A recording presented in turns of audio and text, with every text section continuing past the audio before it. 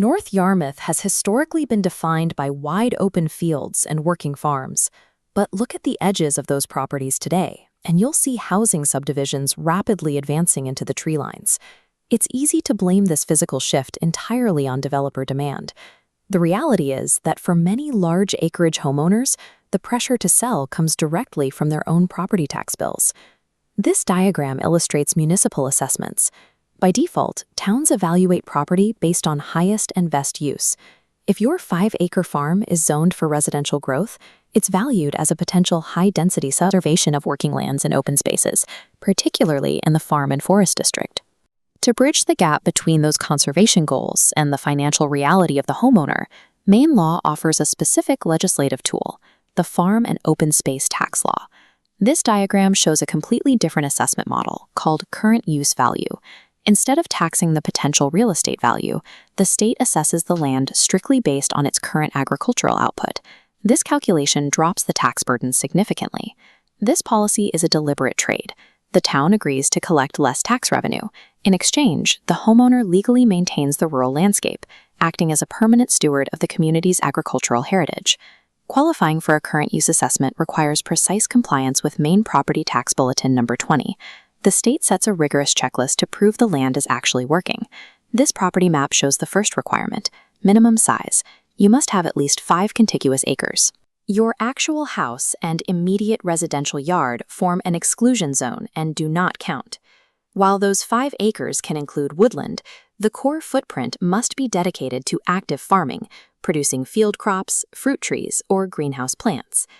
Next is the income threshold.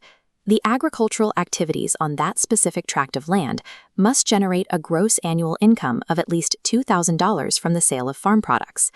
This timeline graphic maps out how the state measures that income. You have to hit that $2,000 mark in either one of the past 2 calendar years or 3 of the past 5 calendar years to trigger a qualified status designation. These strict production and income metrics separate actual working farms from private estates seeking tax breaks. The state requires undeniable proof that the property contributes to the local agricultural economy. That raises an immediate hurdle. Many residents have 5 acres of suitable land, but lack the tractors, time, or expertise to hit a commercial harvest. The state statute provides a built-in solution. The homeowner doesn't have to touch a plow. The law explicitly allows the agricultural activity and the resulting income to be achieved by a lessee. By leasing the fields, a local commercial farmer gains the acreage needed to scale their business.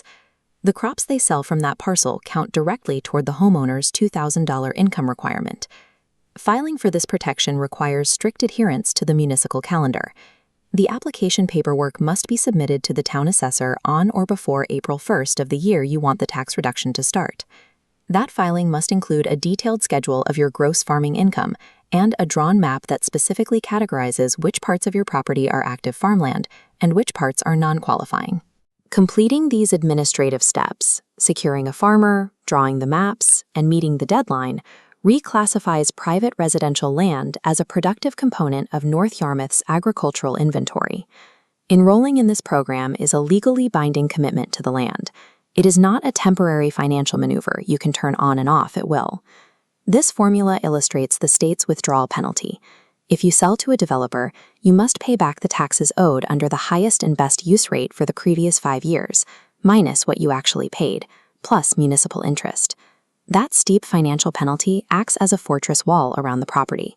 It guarantees that the civic bargain is upheld and prevents speculative developers from holding land at a low tax rate while they wait to build. By adhering to the law, homeowners significantly reduce their carrying costs while actively supporting the town's vision for a rural community. Check your property lines. Have 5 acres of open space? Reach out to local farmers. Discuss a leasing agreement. Then, contact the North Yarmouth Town Assessor well before the April 1st deadline to request the farmland application schedule. Understanding and utilizing the farmland tax law remains the most powerful, legally binding way to secure your own financial future while saving the rural character of North Yarmouth.